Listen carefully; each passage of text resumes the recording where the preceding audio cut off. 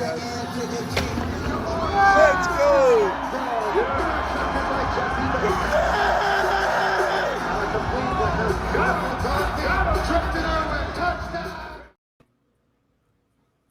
Alrighty, that was weird. The the intro didn't play, fellas, but that's all right. I spent some time on it, so I don't get no glory for that one. But Look good we're to me. back It looked with good to Bengals me. Army. This is episode 4. I got Chris and Tony with us. I'm Dusty. We got a special guest today. We got Maan from Bengals Pulse. Want to thank you, Maan, once again for coming on, man. We greatly appreciate it. And another shout out to Maan too is I messaged him even before the show we had anything started up on it and just told him, hey, we're gonna start this show up. Would you want to come on? And immediately Maan messaged back and said, yep, let me know when and when it gets kicked off. So super cool and super grateful for you, man. Another shout out to Chris. Chris has got a lot of the behind the scenes stuff going on for us. He got us uploaded to YouTube and got our Spotify up and running. So follow us and then get on Spotify. We're working on Apple Music, right, Chris? Absolutely. If you guys, you watch these episodes, you like what you see, go ahead and follow us on Twitter at Bengals Army 1. Subscribe on YouTube, hit some likes, give us some comments, and if you don't like it, then feel free to make fun of us, call us dumb for whatever takes you don't like, and just give us some constructive feedback because we love to improve and give the people what they want. But we're working on it. We're getting there. Oh, Yeah, boy. it's just going to get better. So, Maan, you are a firefighter, and obviously Bengals Army kind of has a little meaning behind it. We've made that statement a couple times now. So we love our first responders, our law enforcement officers. Could you give us a little history on when you started being a firefighter? What got you into it? Did you have family that was in, or it was just a passion of yours, and you said, "Hey, I want to do this"? Hey, listen, guys, thanks so much for having me on. It's a big honor. You guys are the best. I appreciate all of you and your service. And Chris, listen, when they make fun of you, that means you hit the big time. Okay, it's a good thing because trust me, they goof on us all the time, and it's a good thing. No, I listen. You're right. I've been a fireman. I'm going on 27 years in the fire service, and I love it. Thank you so much. I'm entering the twilight of my career. I got a couple years left, maybe 3 total. I'm currently a lieutenant with the City of Melbourne, Florida Fire Department. I've been there for 24 years. I started with the city of Titusville, the town I live in right now. I spent about 3 years there, and I ended up going down to Melbourne and worked my way up. I love it. It's a great job. I'm also an adjunct paramedic instructor at a local college down here. I've been doing that for about 20 years, so I love teaching. I love interacting, and it's just when I run a call now, I run with a former student, somebody that I played a little role in helping develop and become a first responder. It makes me feel good and see them interact. And I joke around with them like, I can't believe you made it, whatever, it's good times, but I love it. It's a gratifying job. It's, what can you say? I mean, it's, you see some things that are tough to see, but you just got to go in there and do the best you can to try to help these people. And, it's rewarding. It's refreshing because sometimes the people you treat, they come back and visit you, and it's pretty emotional, and it just makes you feel good that you were able to help them. But I wanted to be a fireman. Like I told you guys off before we started, I was raised in West Virginia, and as a kid, we had a little city basketball league, and the team that I played for as a kid, we would go practice at the fire station. So you get to meet the firemen, you get to interact with them, have lunch with them, Yep. and that always resonated with me as a big family, a brotherhood. And that's really where it started. That's where I knew, like, I want to be a firefighter. And luckily, it worked out. Went to the fire academy, and it's been 27 years of fun, and I love it. Awesome. Well, congratulations on your 27 years and getting to the twilight zone, man. I can't wait for that time to get for me. I don't know if I'll be a lifer, but most of us on the screen right now are 10 plus years in. I know some of us are going to be leaving soon, but it definitely is a good brotherhood, and I'm grateful for meeting these 2 dudes. And I definitely wouldn't have done it without it. So I'm sure you met a lot of good friends along the way. Absolutely.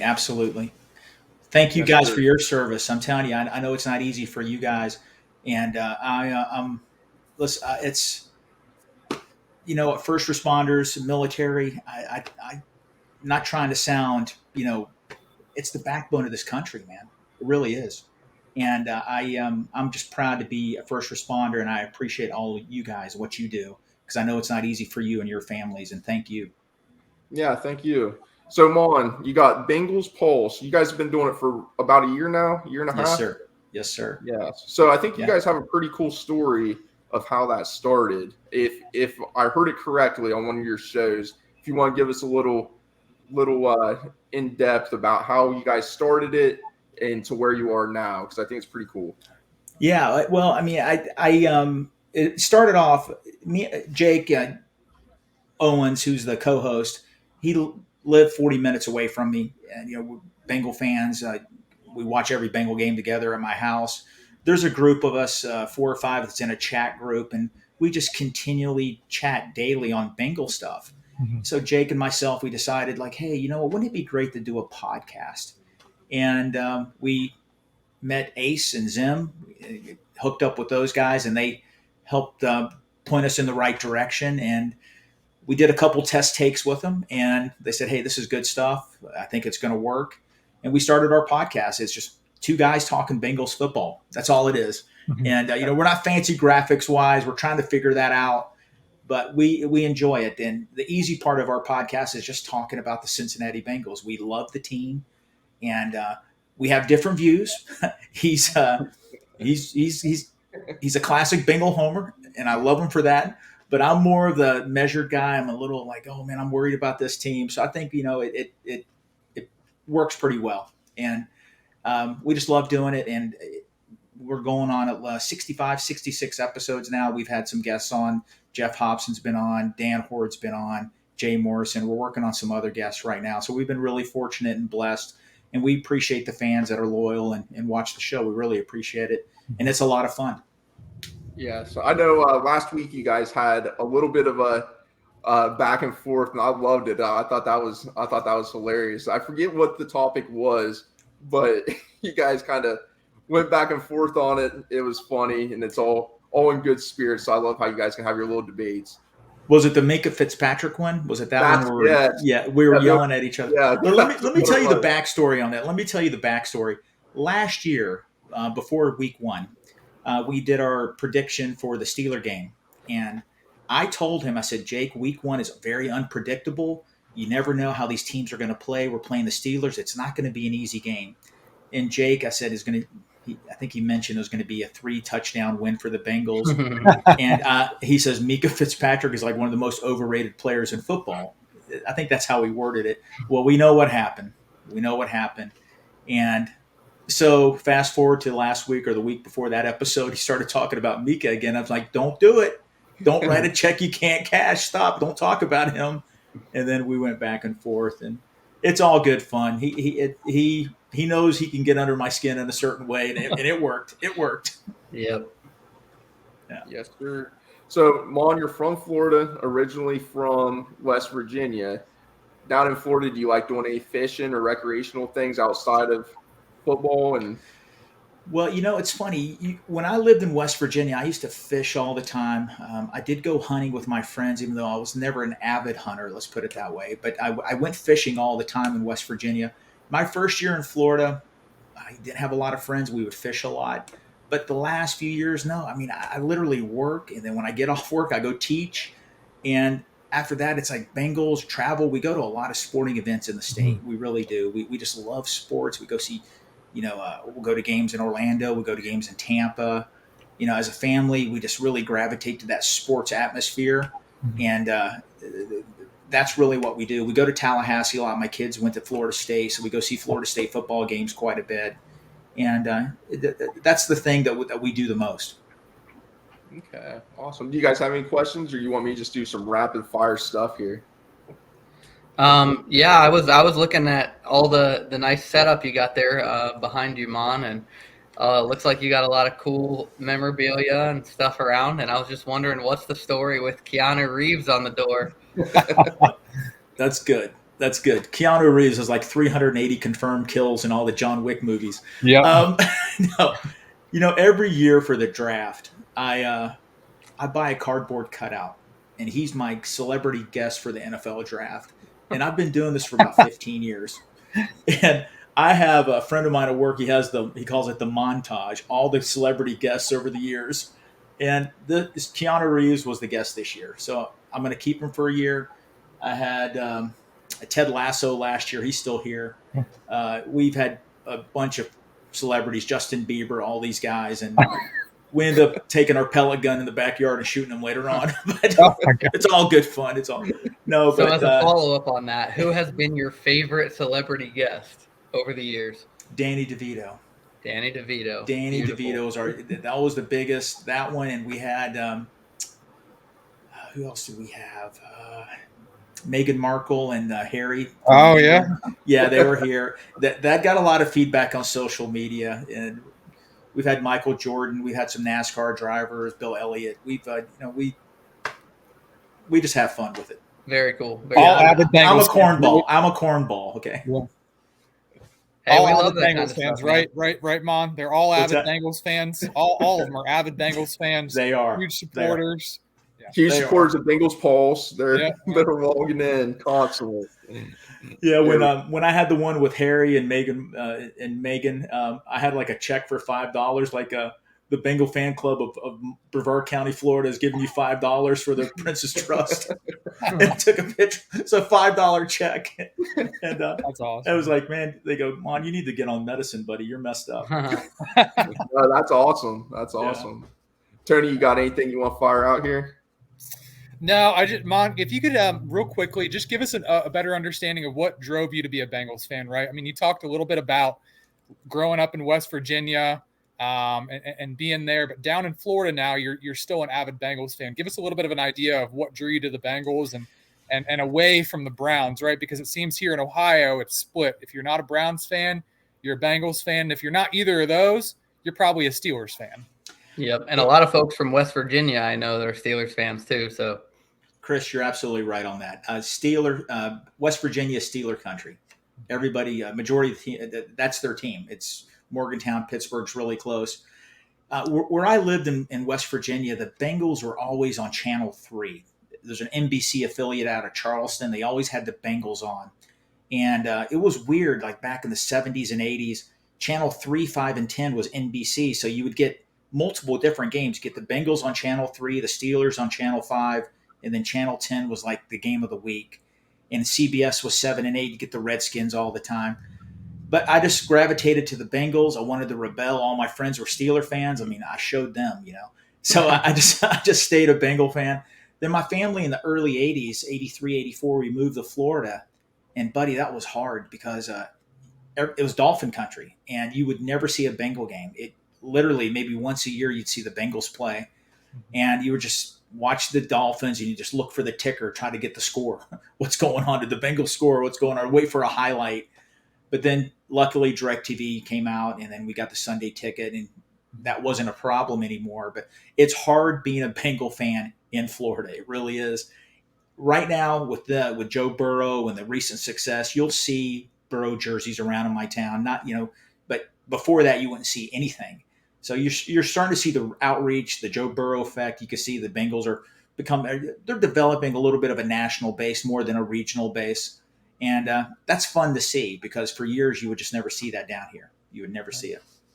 Yeah, even in Ohio, where I'm from, a lot of times we talked about this offline, but there was a lot of years where we didn't have Bengals games playing or showing. We had to do the same thing, read the bottom of the scores and see what the score was or wait for the highlights at halftime. But, Mon, do you have a favorite memory of the Bengals, just all time, like something you think back, you're like, man, that was something I can always reflect back on and just love? Like I said, I'm old. I remember the '81 Super Bowl team when they won that game against the Chargers in the Freezer Bowl, and they were going to a Super Bowl. That was pretty special. I'll tell you, my favorite Bengal game of all time is going to be pretty recent. It was the divisional game against the Titans. Yeah. I'm not going to lie to you. I really thought that was going to be the end of our season. Going to Tennessee. Tennessee was the number 1 seed. Joe Burrow was sacked 9 times, and they won that game. And that I knew Joe Burrow was great. Don't get me wrong, but that's when I realized that dude's the real deal. He is the Yeah. real deal. He got destroyed that game. 9 sacks, pummeled. He was hit 10 other times, and he just got up and kept on playing football. And that's that game right there. Even to me, that was better than the championship game against the Chiefs. I know that took us to the Super Bowl that year, but I don't know, that game resonated with me, and that's when I realized, man, we are the real deal, and we're going to be relevant as long as Joe Burrow is healthy. We will be in every game. We're going to be in every discussion. This is the golden age of Cincinnati Bengal football, and you guys started this podcast at the right time because, buddy, it's going to take off like the Bengals. Yeah, that game, most quarterbacks and most players, it's hard to say when you're that competitive, you'll quit. But Tyler Boyd said that when they played the Steelers a couple years ago. He said, man, we made them boys quit. And that's something this team didn't do. They didn't fold under pressure. Joe kept getting up, and he didn't blame anybody. There's no fingers pointing. It's like, hey, we're going to get this win. Let's go. You got to love that. And the defense that game, I mean, Ryan Tannehill, is he a great quarterback? Whatever. But we got 2 interceptions. We got an interception early in that game, and yes. I think it was Jesse Bates. And the defense played a solid outing, and I think the overall team play was something that we took into that Chiefs game. That Chiefs game went into overtime. The defense once again got an interception. You think, oh, Patrick Mahomes with the ball, who knows what's going to happen? He's going to drive on us. Whatever, and we didn't. We got the turnover, came down. Evan McPherson, take us to the Super Bowl, baby.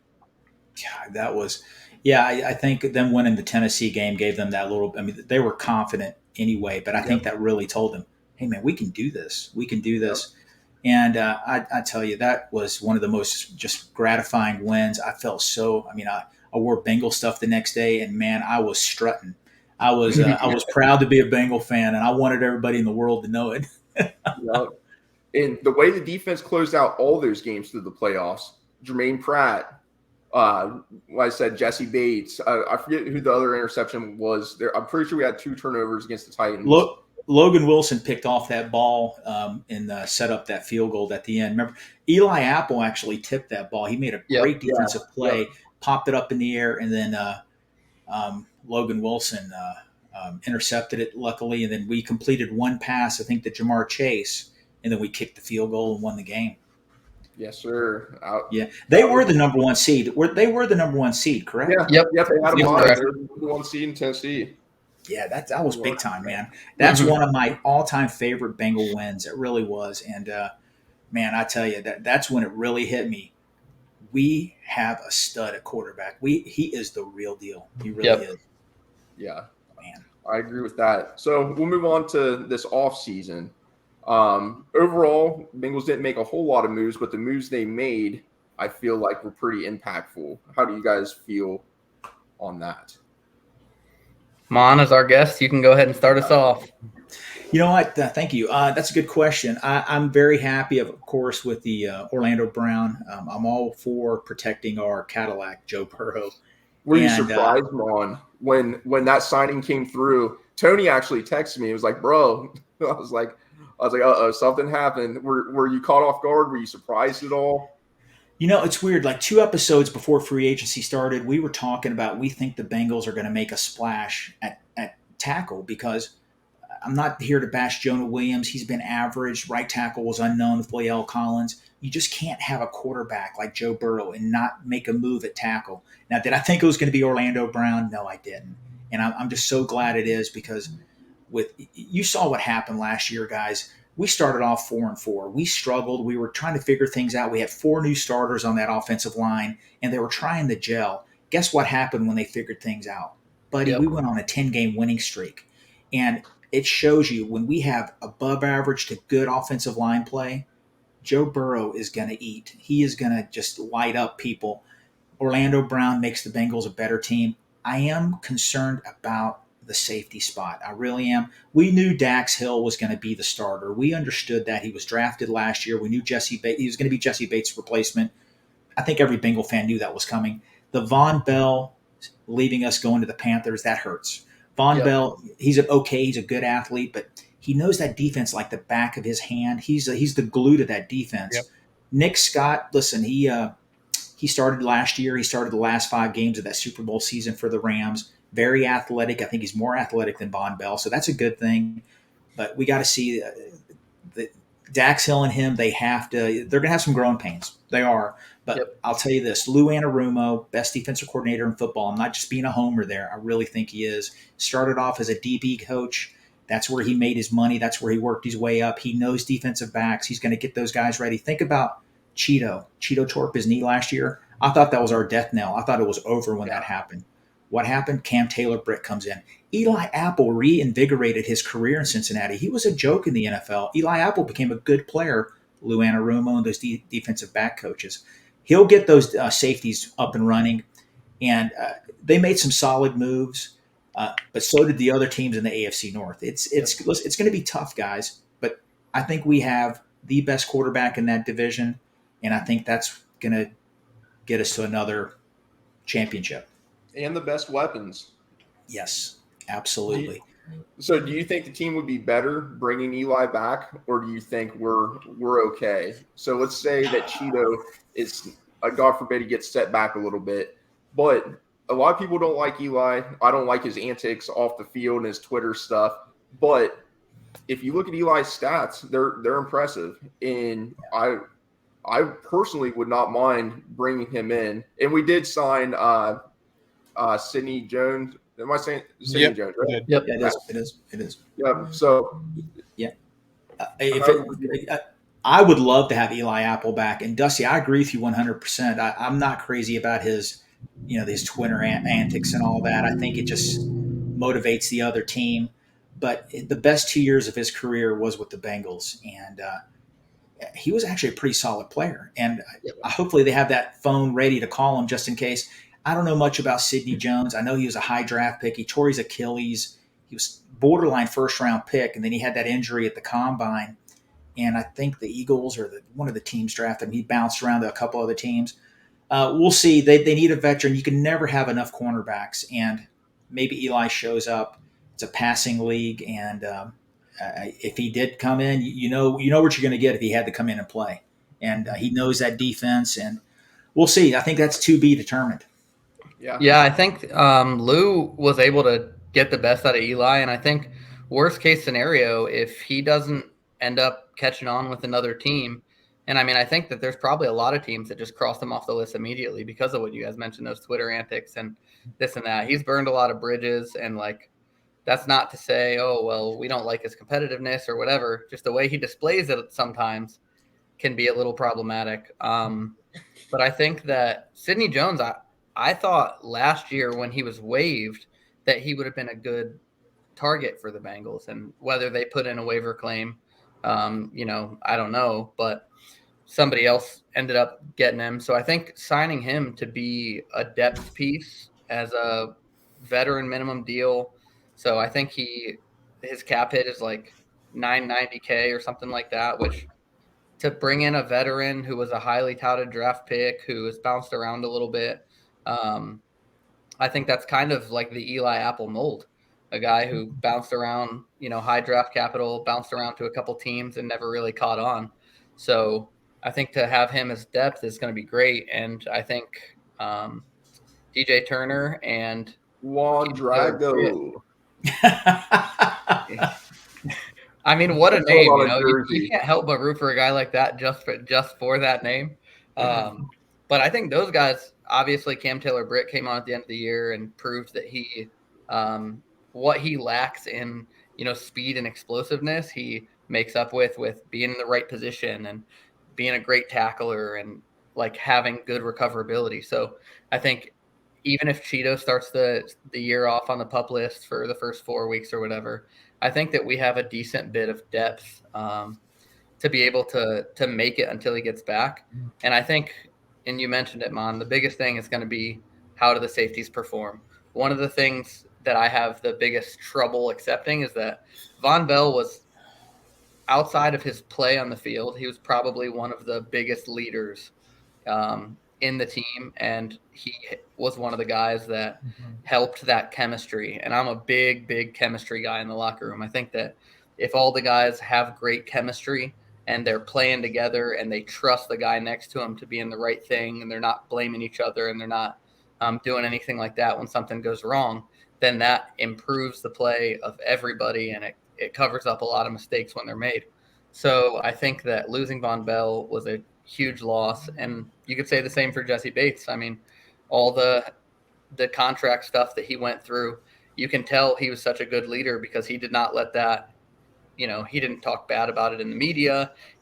None of the guys in the locker room talked bad about it, about him going through that situation. And when he came back, he even said, I'm here for the guys. I'm here for the time that I'll be here. And like, that's what it is. So losing those two guys back there is going to be huge. But I think that the guys that we brought in with Dax Hill and then Nick Scott and Jordan Battle, I think Lou is going to have an incredibly versatile defense to be able to disguise a lot of coverages, to be able to try to fool some of the quarterbacks in the league. Because we're going to be able to do a lot of things that some defenses can't. We're going to show a lot of things early that aren't actually going to be what the coverage is. And hopefully that can continue to improve the way that this defense has been playing, which has been really awesome the last couple of years. And as far as going back to the improvements in the offseason, that Orlando Brown Jr. signing was absolutely huge. And even though, Jonah was upset about it originally at first, but if you can make a move like that to improve the team, you have to do it. That's the business side of this. If Jonah can move to the right side and have success, I mean, we saw right tackles get paid monstrous contracts this year. So I don't think that's going to hurt him as much as maybe his agent was telling him. It'll show his versatility. And two, if he goes out and balls, then he can have a great contract offer, whether it's from the Bengals or somewhere else. And I think I was talking to you on Twitter, Mon, about Cordell Volson. And a lot of people they're trash talking him and saying, we need to get him out of there. We need to find an upgrade. I think that, like I said, I'm a big chemistry guy. Him having a full season of play next to Ted Karras and an upgrade at left tackle next to him is going to be huge. He's got that chemistry with the guy on his right. He's got a talent upgrade with the guy on his left. So I think that even just if he stays the same and he is at his physical ceiling at 25 or 24 going into 25 years old, I think he's going to improve just based on that. And the same thing goes for, Ted Karras and Alex Kappa playing the entire year together. And whatever it looks like on the right side, whether it's Jonah, whether it's LC, even if it ends up being Jackson Carman, like if he comes out and takes the job and wins it, then I think that we're going to be liking the way that the line plays. At the beginning of the year last year, everybody was complaining, "Oh, we spent this money on offensive line," and that was me. That was you. Trust me. I was so angry at first. I'm like, "What's going on here?" But yep. But once they started gelling, I mean, we get 4, 5, 6 weeks into the season, and okay, they're taking a step here. They're taking a step here. By the end of the year, they were playing really well, even with, Jonah had the knee injury he was fighting through a lot of the year, and LC had the back injury where he was basically just diving over and pushing guys out of the way. And although that led to a couple sacks, I mean, those guys were out there performing at a decent level, a good enough level, and I think that we can make a big step forward. Yeah, the Kappa injury really killed us. He was playing at a very, very high level, and even Collins was playing a little better towards the end there. But losing Kappa, that could have been a big difference in that championship game. I agree. I do. Mon, dark horse player from the offseason, not named Orlando Brown for this team. Dark horse player from the offseason. In addition, what we brought in, not named Orlando Brown. Okay. It can be a draft pick, correct? Could be anybody. Anybody that we brought in. Not named Orlando Brown. Okay. All right. I really love Chuck Sizzle, the wide receiver. Okay.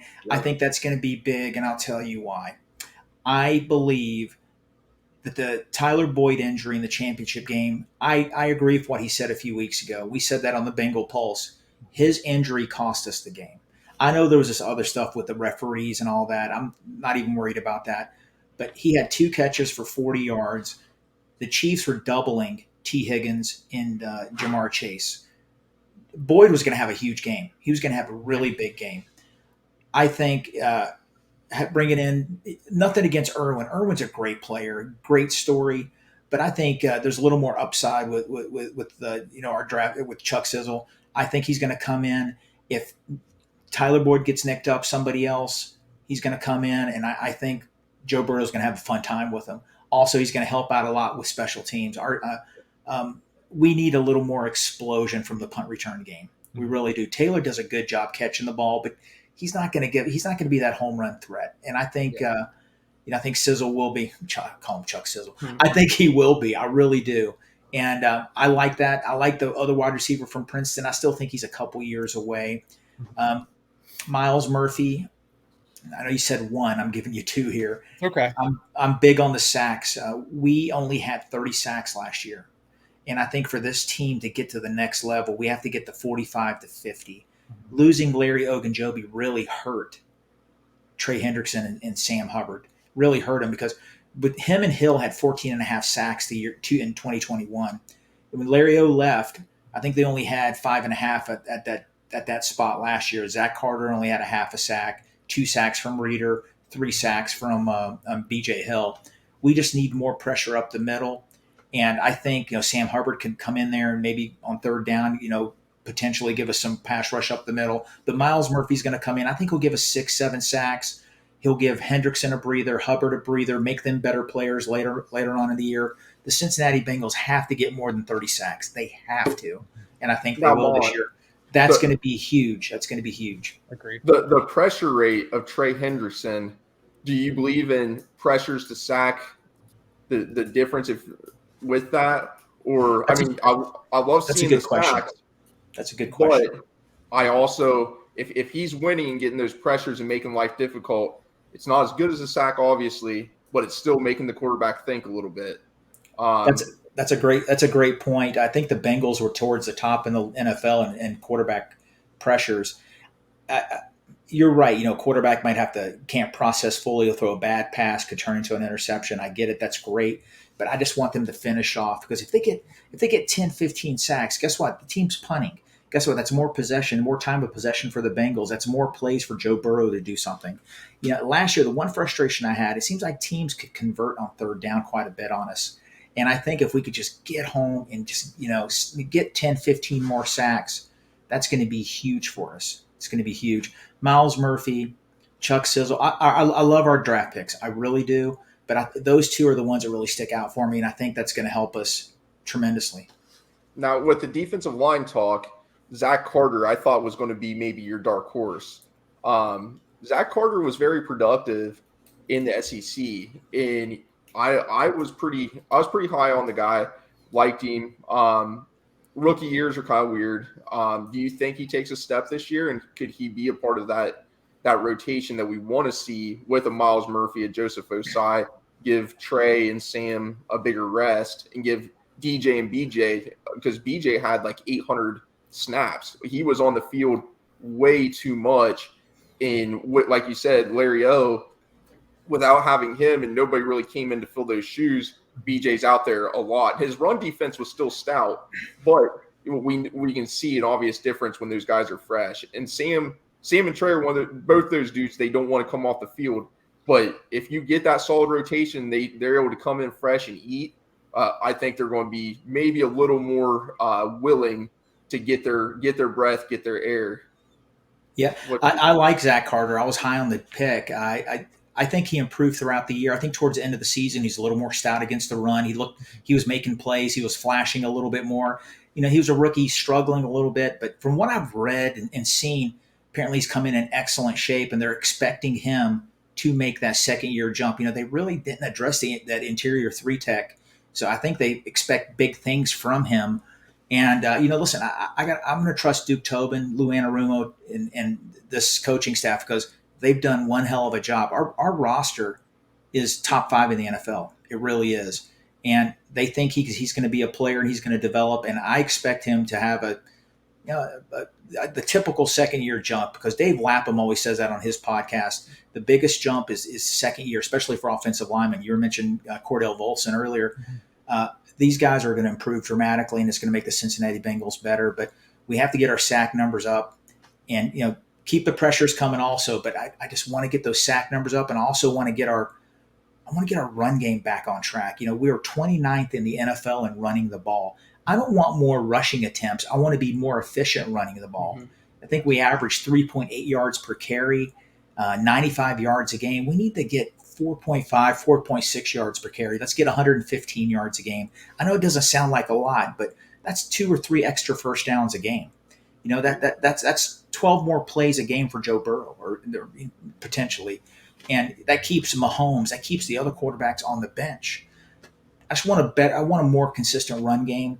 I think if we take care of that and the sack numbers, I think it's over. I think we're Super Bowl champs. I know I sound like a big homer, but if we fix those two, we're going to be hard to beat. We really are. Yeah. If we didn't have the injuries three weeks in a row, injury after injury on the offensive line, if we just had one of those pieces, I think things would have played out a lot different. And speaking of Cordell Volson, if you notice, I got a good friend, Dale Altman from Bengals and Brews. Yeah. And we brought up a point a few weeks ago.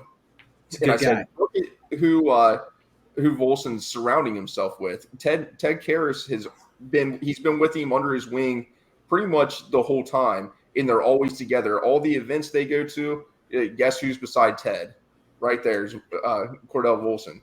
And you love to see it. And I was listening, it was Locked On.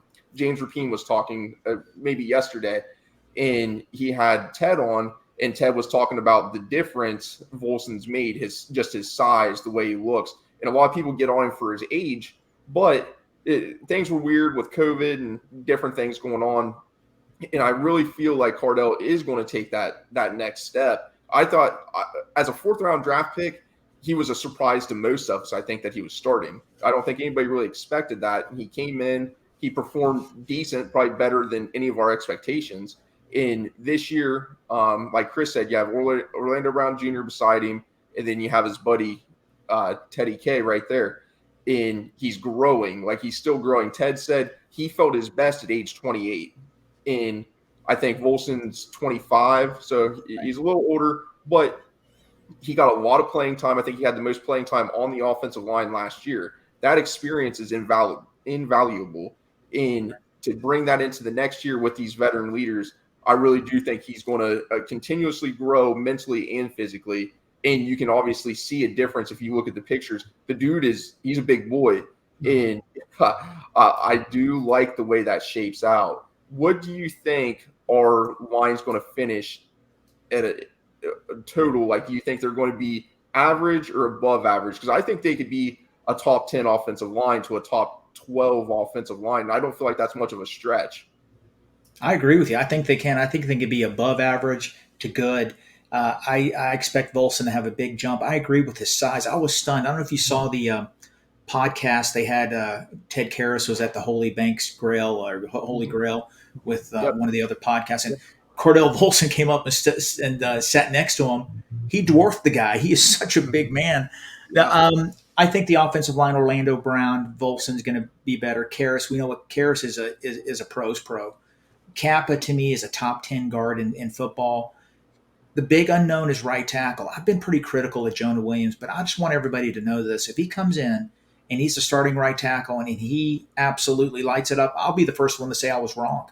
I don't root against Bengal players. I want him to come in and be one of the best right tackles in football. I saw the workout video on Instagram yesterday. The guy looks like he's been putting in a lot of work. He looked really excellent shape. And if he comes in and starts at right tackle and plays well, that's good for the Cincinnati Bengals. But I see that offensive line potentially being top 12. I could see that happening easily. Absolutely. Yeah. I think a couple of the things too. Sorry, Chris. Go ahead, Chris. A couple of things too with Jonah. I mean, a lot of the talk is that, last year he was playing through that knee injury. So I don't know what it's like to dislocate a kneecap, but I can't imagine, coming back a week or two later and having giant 300-pound incredible freak athletes try to move me out of the way with, just coming back from an injury like that. So if that is a part of, the struggles that he had last year, now's going to be the perfect time to prove it, because with Orlando Brown on the left side, a lot of times he's going to face the team's second rusher. So, there's going to be times when we're playing the Browns when Myles Garrett's going to try and get around Orlando Brown.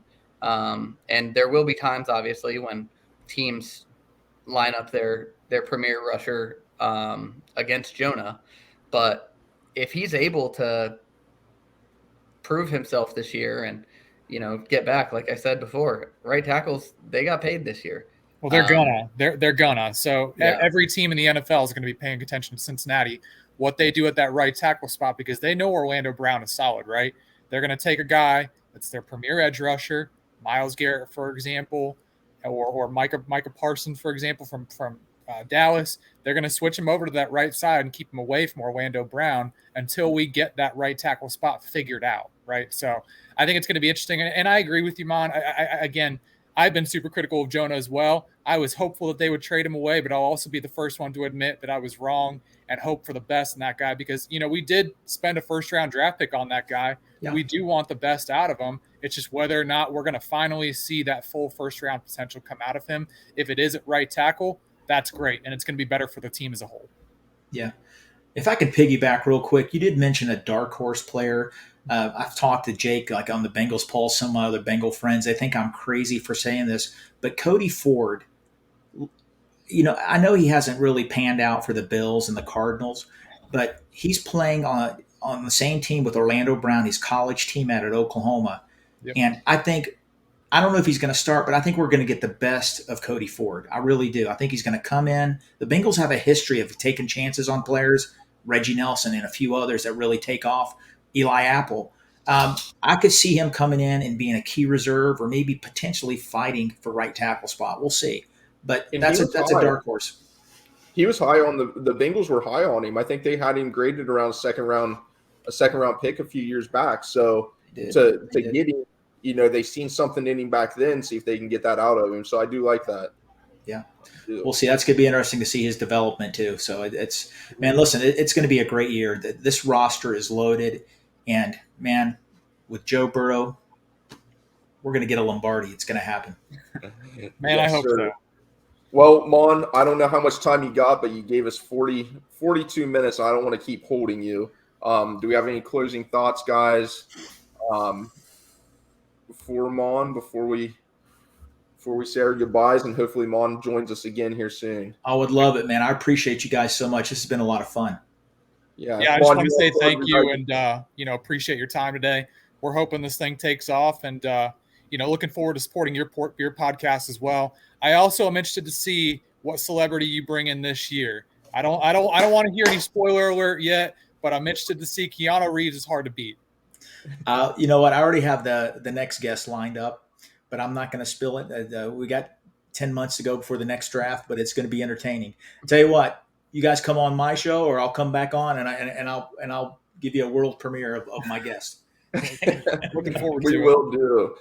Maan, so before we close out, fantasy football, I don't know if you play or not, but we're going to try to do a little charity event with fantasy football, where we all kind of enter. Maybe we'll buy a hat with the money from Teddy Case Foundation. Whoever places first will get the hat. The rest of the money will be donated to a charity. So if you're ever interested in that, when season's coming around, we'll be in contact with you if you want to join us. Count me in. I gave you my number in the DM. You guys write it down, and if you guys have a spot, I'll jump in. I'd love it. Cool. Awesome. Once again, Maan, we appreciate you. If you want to plug your guys' show, it's an awesome show. I encourage everybody to give them a listen if you don't already. So go ahead and give your plugs, Maan. Thank you very much, guys. Bengals Pulse. It's on the Wincinnati Podcast Network. We drop our show usually on Monday nights. Sometimes we have scheduling conflicts. Sometimes we do it on Tuesday or Wednesday. But give us we were up to 65, 66 episodes. It's just two guys talking Bengals football. And that's it. We love the Bengals just like you guys. And, we appreciate our followers, and give us a try, give us a chance. Awesome. Yes, we once again, Mon, greatly appreciate you, man. You're welcome here anytime. I'm sure we'll talk offline here real soon. We'll let you go so you don't miss your afternoon and spend it talking to football. All right, buddy. Thank you so much, guys. Take care. Hey, thanks, Mon. Thanks. All right, fellas. That was Maan, everybody. Great dude. Like I said earlier, oh, hold on. We got another one in the chat. Wait a second. Zim, how's it going, brother? Zim, what's going on? Up? What's up? Hey, Can man. you hear me? Yeah. Yeah. You literally just missed your boy Maan. For real? For real, as I clicked close 5 on seconds. Maan, I removed Maan and we said our goodbyes, and then you popped up as soon as I did. I was like, no way. Nah. Maan is my guy. What was he talking about? What was y'all asking him? Man, we were asking him everything under the sun, man. We covered a lot of stuff. I want to say I appreciate you, man. Got back with me yesterday, and literally just within probably 12 hours or so, now you're hopping on. So Voila! Well, Zim, how you doing? Chilling, bro. Like my son, he went with his friends somewhere, whatever. I'm just chilling in the house talking ball, trying to catch up with you guys, trying to figure out what's going on with the Bengals, what you guys talking about, how you feel about the season. I'm interested to know what you guys are on. Man, we're kind of interested in offensive line. We've kind of been big on the O line and D line. Cardell Volson, what's your take on him and him moving forward? I think we're all kind of in the same boat of him taking a step. He's got Teddy K, and then we got 4-time Pro Bowler Orlando Brown to his left. Do you think our boy's going to take that second year leap? How are you feeling? Big Cordell Volson guy here. Big Volson guy. Oh, I'm gonna tell you why. He played every game, right? Came in as a rookie, weathered the storm, seen worst case scenario, Cam Hayward or whatever. I talked to some guys on the team. They were telling me about like mistake-free football. You very rarely see him get pushed back or get bent in like his whatever in his anchor or being able to do anything. He could push guys in the run game. I think every component of like a real good championship team always has a dependable, strong, tough dude like that. Like in that, and I kind of put him in that Zeitler mode. Like I feel like Zeitler is a guy that I think his career could kind of mimic if he's just available. He's not going to blow you off the screen, but every good line needs a solid force, mistake-free football, penalty-free football, and a guy you can count on. I love Volson. Can we talk about Orlando Brown, too, when you just said that? One thing that doesn't come up, bro, is 27 years old, 4-time Pro Bowler, and he's only missed one game. Yes, sir. A lot of these dudes in the free agency and stuff, what's the question? Oh, can he stay healthy? Can he stay? Bro, it's only like durability. Like we gotta factor that in with that dude too. Yeah, that's one of the things. One of the things that people say all the time: the best ability is availability. So always, you love to hear guys that are gonna be there and they're gonna play through stuff. And obviously everybody's getting dinged up throughout the season here and there, but to prove that guy is as tough as he says and durable as he says, he's there every like you said, only missed one game. That's huge. It's going to be huge. And I feel like he's got franchise. bigger goals than just Super Bowls and team wins. Like the dude, that's big for him. But he wants to be a Hall of Famer. This dude wants to carry on his dad's legacy, and that's a fire that burns deep, right? Like when you're carrying your family name like that, like there's something about it, and you can tell when he's talking that he loves being in Cincinnati. I think that's what rubs Chiefs fans wrong is his excitement for when he came here. What they offer him 2 years ago is like $24 million. I could be wrong, but it was a higher number. Yep. And everyone was stoked about it. He comes $100 million. Yeah, he comes to Cincinnati for 16 mil, and now everyone's this dude. He's he's whatever. He's okay. And it's like, dude, that ain't making sense to me. So I don't know. I think you're giving Chiefs fans too much credit. They're just weird online, bro. They are. Dude, Zim, I'm all over Twitter. I see you all over Twitter too. They are weird. And I don't mean to bash another fan base, but they're the first ones. They were talking up Orlando Brown so high the last 2 years, saying they got a franchise tackle and he's the best thing since sliced bread. The minute he decides to make a career move to a I guess you could call us a rival, to Cincinnati, they're the first ones to say, yeah, we got a better guy in free agency. No, you didn't. You guys missed out. No, you didn't. No. Like, and the crazy thing to me is like Jesse Bates left, and I don't like when I see like Bengals fans like bash him like that. I just think it's business. I thought that he played above what we could pay him, and he had to go get his market value just like any other job. And I think he's one of the best outfielders in safety. Does he have flaws? I mean, best outfielding safeties in the game. Yeah. Does he have flaws to his game? Yes, he's not the greatest tackler or whatever, but I think he's a top 5 safety. Like, and we lost him, but I don't need to tear him down to make a point about it. And I just thought it's really weird what they're doing with the Orlando thing. Yeah, I think so. Speaking of safeties, we have we signed Jermaine Pratt and we let our 2 safeties go. Now, would you have rather seen us keep Von Bell or Jermaine Pratt? To me, that's tough. Like, I honestly, I don't know who, but Jordan Battle. Everyone talks about Von's leadership. He shows up at 4 a.m. He's that dude. He's Mr. Reliable in the locker room, and you love it. But do you like replacing him with an Alabama leader? I mean, I don't know how many captains they had on their team, but 1 and 2 went first picks and I think second pick, and then in third round we get another captain from that championship team. So, how you feel, man? That's a tough question because it's kind of loaded with a lot of context missing. So say you did do Von Bell and you didn't do Jesse Bates. I mean, and you didn't do Jermaine Pratt. Then naturally, I think I will probably grab another linebacker in free agency, or I go to whatever, and I think I can make that work too. So to me, it's not like one is better than the other. I think Jermaine Pratt is there with Logan Wilson is a nice tandem. And I like the communication and how that can help out the safeties. And I think it's going to be really, really good. I think there's times where Logan Wilson is the best linebacker on our team. And I think there's times where Jermaine Pratt is the best linebacker on our team. So I didn't think that they would sign him.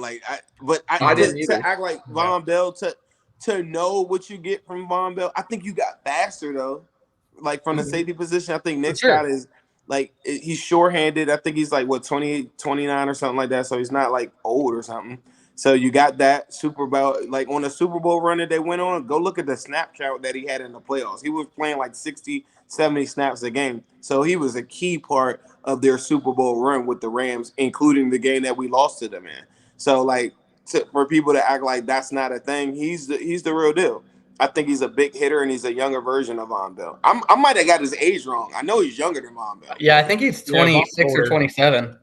Okay, so yeah, you got that. You got the first-round talent in Dax Hill. It's just the way that you had to do it. You knew that you had to go play this guy eventually because you don't have the luxury of drafting a first-round talent and not playing him. So at some point, he had to play, and that's your starter.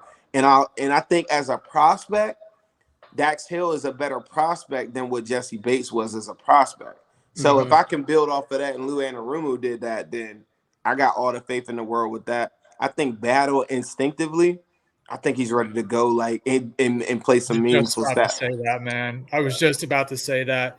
Battle, if you look at his ability to cover the field and especially come down on the run or swing pass to a receiver, I think he could be no doubt the best player on the field and a great replacement for Von Bell. Keep in mind, Von Bell came out of that 14 draft class. He's a veteran now. He's been on the field for a long time. To get a guy with low miles fresh into the league, and then another guy like Nick Scott, who's still got pretty low mileage, in my opinion, it wasn't necessarily an upgrade, but it wasn't a downgrade. And especially to retain playoff P, I think we're in good shape.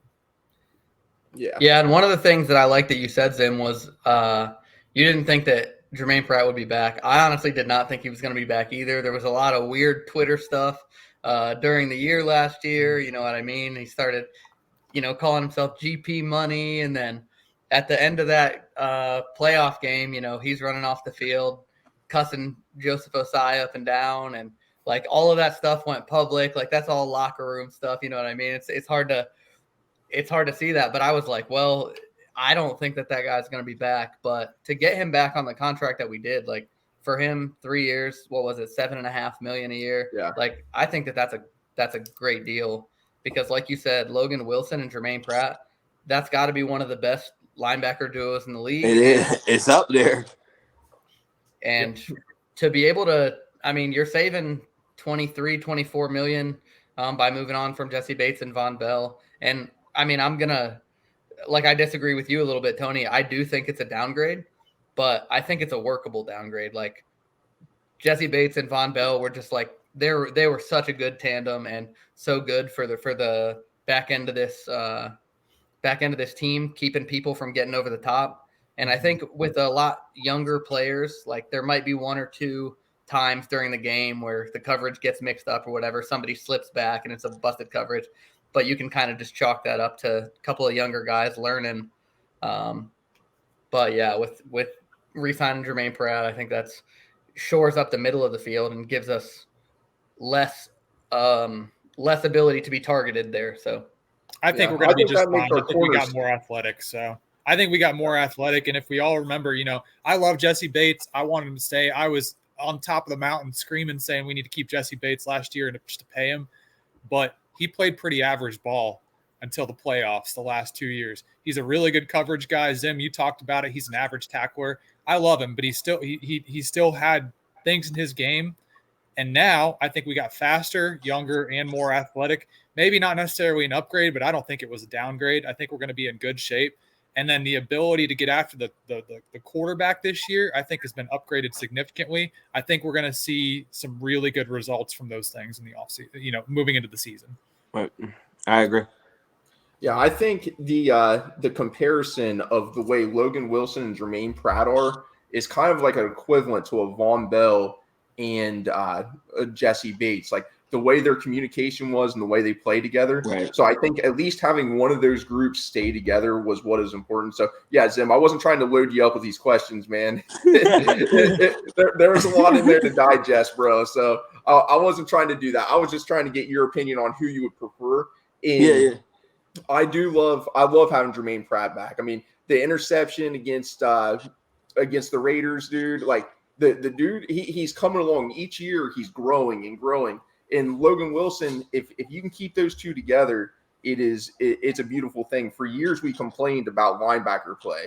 I mean, really, Vontaze Burfict, for as much hate as he's got, Vontaze was a dude. If he played for any other team, if he played for Pittsburgh, or if he played for the Ravens, he would have been, possibly a Hall of Fame caliber linebacker.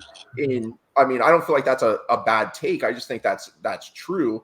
And finally, after that time passed, it was, man, we don't have coverage linebackers. We had Nick Vigil came in, and we seen what Lamar Jackson did to him, which wasn't pretty. His little spin move and just gone to the races like who was it for Ohio State? Braxton.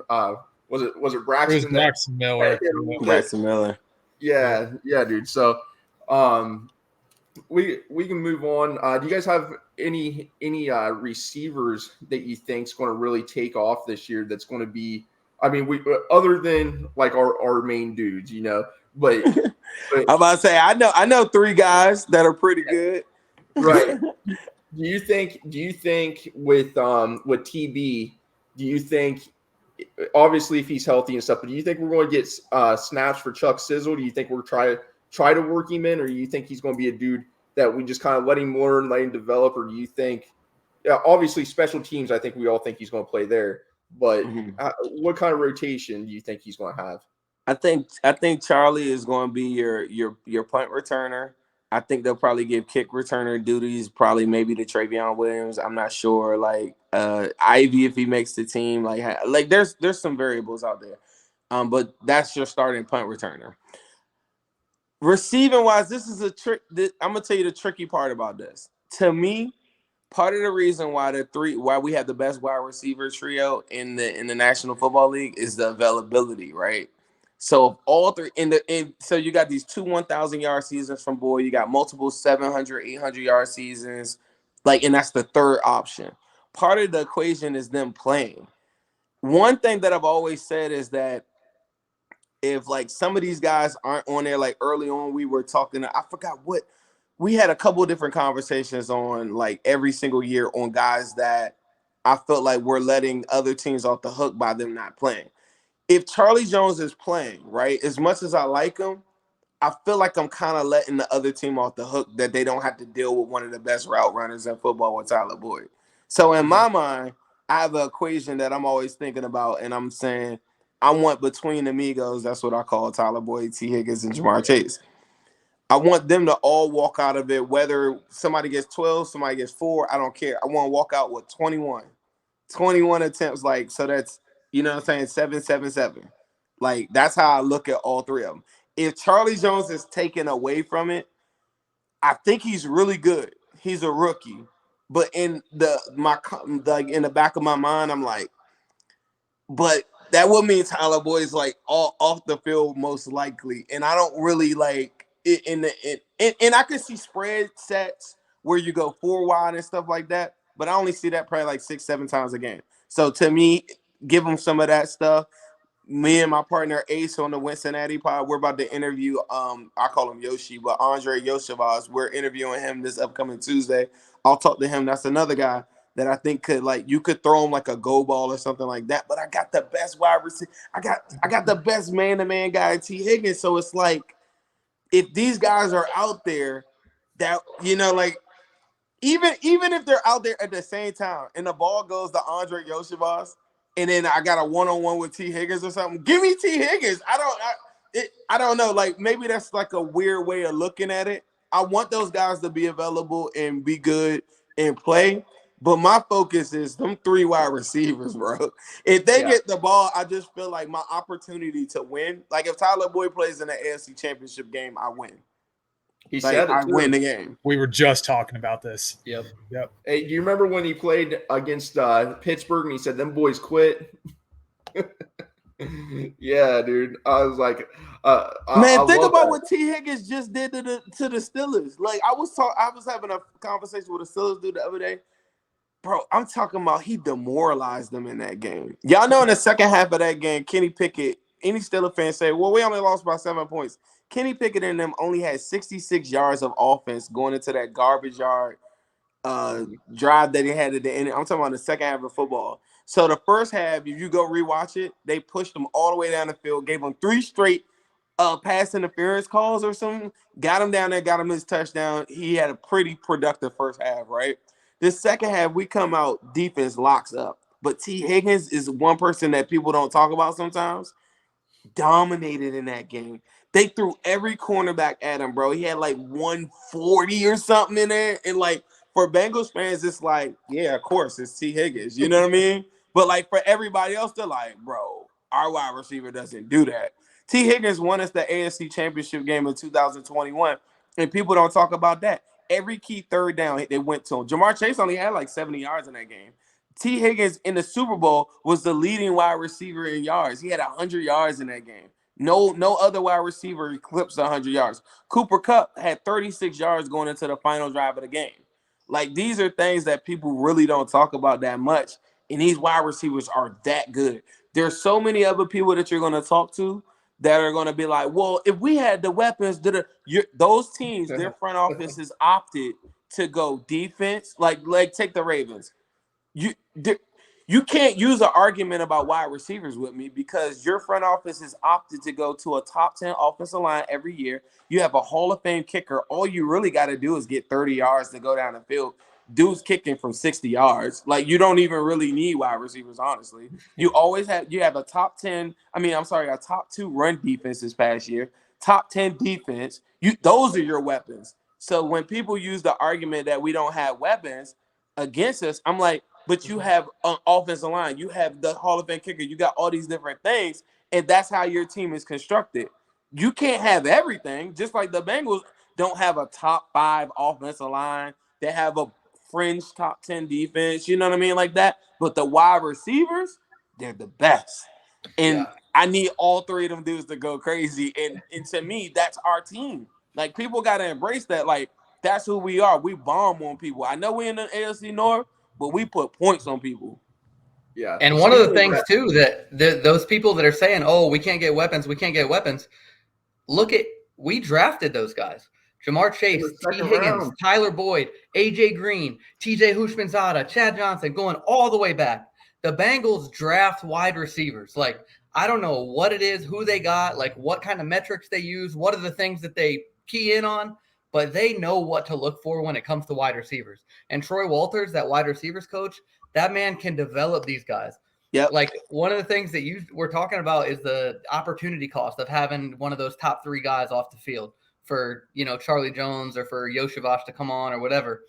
I think that when we get down into the red zone, if we have like a 4 wide receiver set where the one play that comes to mind is the Trent Taylor 2-point conversion. We ran that play specifically for him. He comes in, goes out, does that little pivot route, easy 2 points. I think Charlie Jones being able to, essentially replace Trent Taylor in those kind of positions and on punt return, that's where he's going to fit into the offense. Because like you said, we cannot take TB off the field in that 3 wide receiver set. Like, I mean, we play more 11 personnel than any team in the NFL. So naturally, we're going to be in 3 wide sets. So that's why that conversation to me is like, it's kind of tricky. It's like, I want Charlie Jones to be really good, but at what expense? And you brought up a real good point. You got plays like that. Think about it. You got Chris Evans now that's still a receiving threat that can run plays like that. You got the ability now of Irv Smith.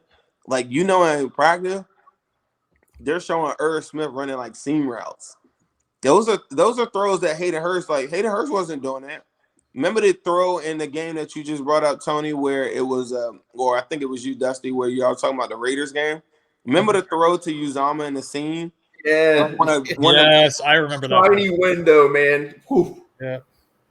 With Irv Smith, that window's even more open now because he's faster and he's more of a seam stretcher. And those are the throws that Burrow can make. They're going to use RPOs a lot more. Take the read. If he sees the linebacker coming downhill, whatever, he can throw that. That's something he couldn't do. Like, people aren't talking about Irv Smith enough either. I feel like Irv Smith is a guy that can do a lot for this offense too, because if they can get speed in the slot positions or speed, even if he's in line on the formation, it puts the defense in some bad situations where you can't just double the wide receivers on the outside anymore. And I think he kind of saw some of that.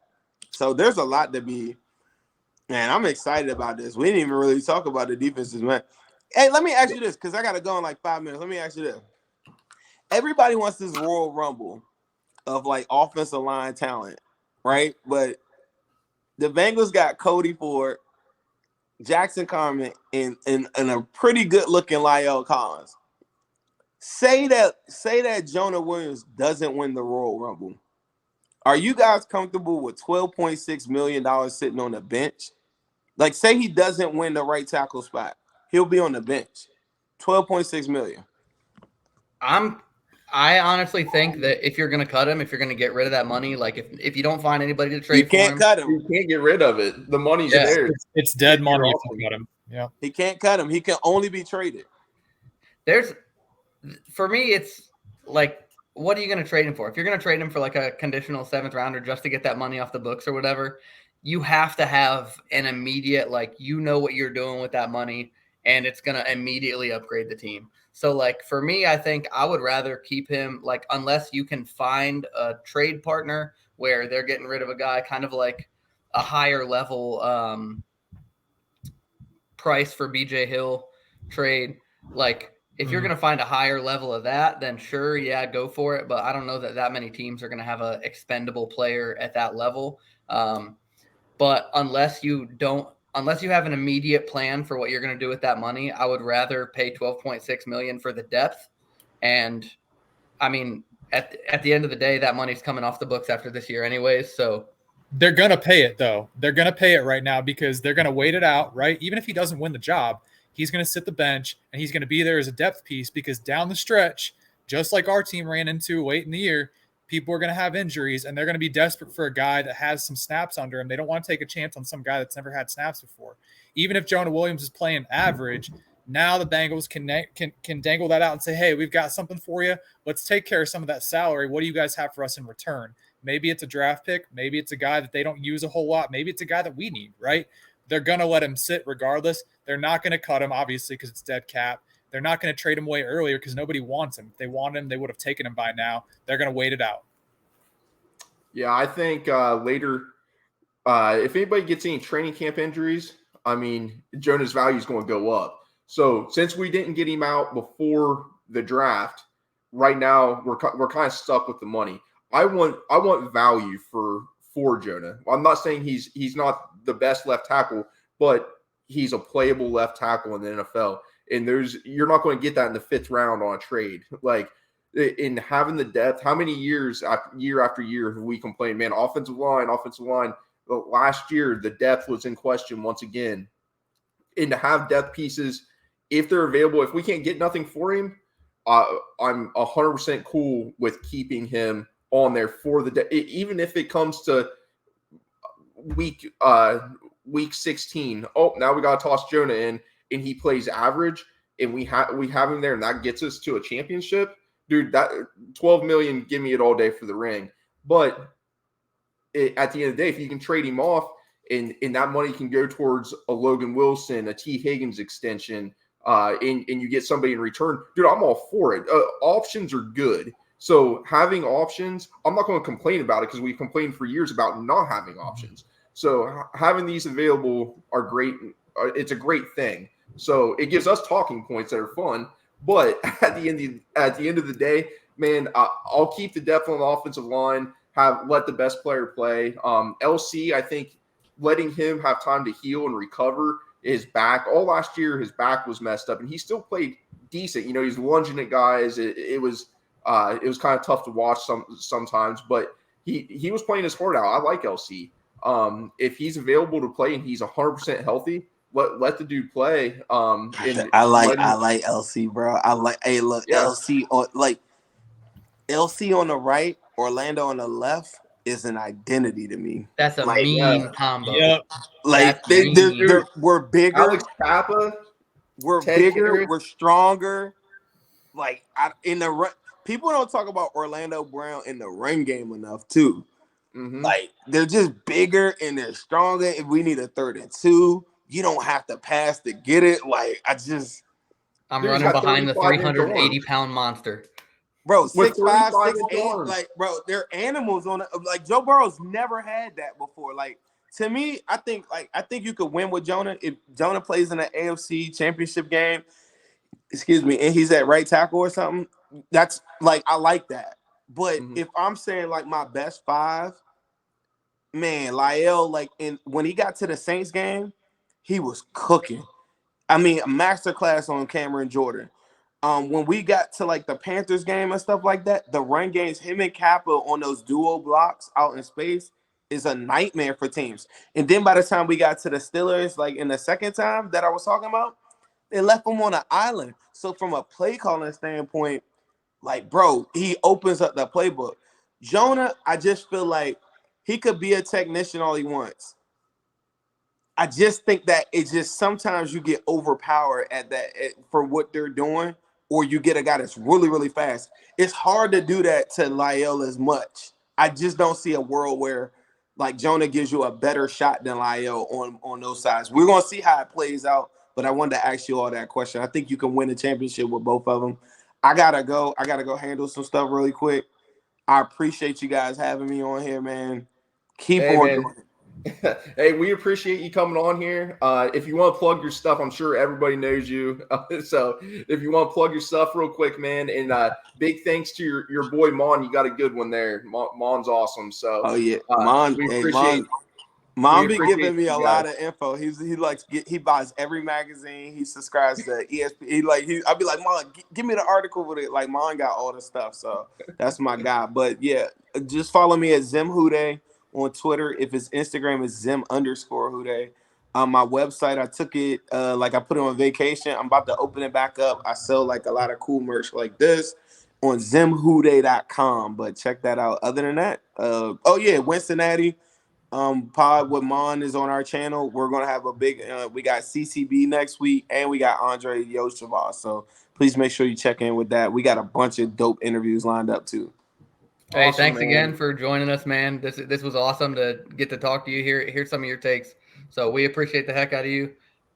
The Appreciate you notorious having me, Zim guys. Houday. The notorious Zim Houday. Hey, thanks for coming on our show, man. I got to say, though, I got to get one of those hats you're wearing. That hat is sick. I love the Leaping Tiger. So if This is we my get a lucky photo on hat. that hat. This is my lucky hat right here. I know. Yes, sir. Thanks, Zim. I appreciate you. Come on again care. soon, brother. All right, fellas. Any closing thoughts? I feel like that was a nice little show we put on here. It was awesome. Yeah, I mean, it's nice to hear from guys that like we can talk amongst ourselves as much as we want, but when you bring on some other guys, start getting some different perspectives, some things that we didn't think about or think about a different kind of way or anything like that. It's just cool to know that, like Mon said, talking Bengals is easy. Like we all love this team, so it's an immediate bond. Like we know that we have this in common, and you can kind of tell that it's genuine with all of us. So it's not just one of those things that, some people like to just talk because they think it makes them, they want to make a connection. But with guys like Mon, guys like Zim, they love this team. They show it with the way that they talk about it. They show it with the content that they put out, in their podcasts on Twitter. So it's just great to have those guys on and to be able to be a part of something like that. And those conversations is just really cool. Yep. Yeah. Agreed. Yeah, definitely a lot of passion in them, man. In Mon's insight from the 80s and 90s where we was talking offline, like that's some cool stuff. I love the history and diving into that. So definitely thankful and grateful for them. Honestly, we've had a couple really good interviews. So episode 3 should be up soon. Chris is spearheading that, so Episode 3 will be up live on YouTube and on Spotify on Saturday the 10th, a little later on around dinner time. That's when that episode will be up. Follow at Bengals Army 1 on Twitter, and that's where we send all the updates. As soon as the episodes go up, a tweet will go out. And if you do like the show, then feel free to subscribe on YouTube, to follow us on Spotify, follow, like, retweet on Twitter. And I've said it before and I'll say it again. If you don't like the show, if you think our opinions are stupid, feel free to tell us, man. Interact. Please. And hopefully give us some constructive feedback, because if you think we sound like idiots, then let us know that so we can either try and fix it or we can just respectfully disagree. So yeah, so that's kind of like our AARs, pull them in for us. We'll read them, digest them, and try to improve from them. After action review for those of you who are against the acronyms. Everyone's gonna be like, "What is the AAR? Oh, we don't care." No, we got to get better. We're gonna get better. This is gonna be a great thing, guys. We just appreciate everyone being on here and checking us out. And to Chris's point, check us out on Twitter as well. I think we've got a lot of cool things coming down the line, and hopefully just see where this thing goes. So.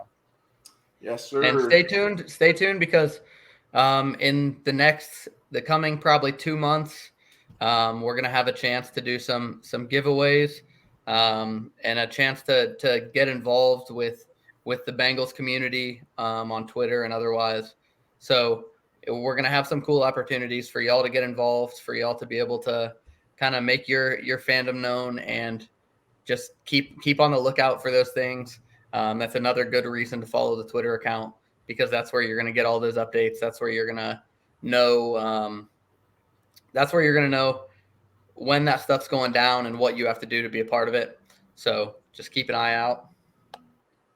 Yes, sir. So just to kind of finish what they said, give us a follow, share our stuff. Let more Bengals fans know about us, because spreading it out and letting other people see it. That helps us for one, and then we get in touch with people. We're going to be at games and meeting new people and talking Bengals football. That's what this is all about. So it's kind of a show for the fans by the fans. So we're wanting to push this stuff out, communicate with other people, and develop friendships along the way. Share our stuff, like it, let us know, especially like the bad stuff. So I don't want to harp on it too much, but we're new at this. Chris has been, like I said, he's been diving in, doing all the podcast uploads and sharing them everywhere. But we're still learning stuff along the way, the transitions and talking points.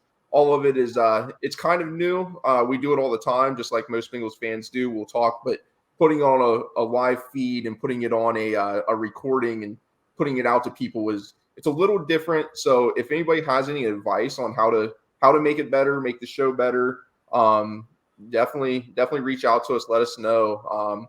And we appreciate to the people that have subscribed. We've got a few subscribers on YouTube now. So thank you to the people that took their time to actually subscribe to us and follow us on Twitter. It means a lot, and we definitely appreciate it. And thanks to Maan and Zim for coming on, fellas. Like I said, I just reached out to those dudes, and they got back to me pretty quick. Maan, literally, I sent it to him before we even had the podcast, the first episode uploaded. I just told him, hey, we're going to do a show. Would you like to hop on this for an interview, man? And immediately he said, sure, dude. Like I'll get on. Let me know a time or whatever you want. And he was super awesome. So I appreciate you, Maan. Zim, I appreciate you getting back with me. And like I said, I talked to him. He got back to me yesterday and was like, yep, I'll hop on around this time. Like, so I appreciate you guys. It means a lot. That's all my thoughts. I got a Who Day for you, and I'm ready to cash out. Who Day. Yes.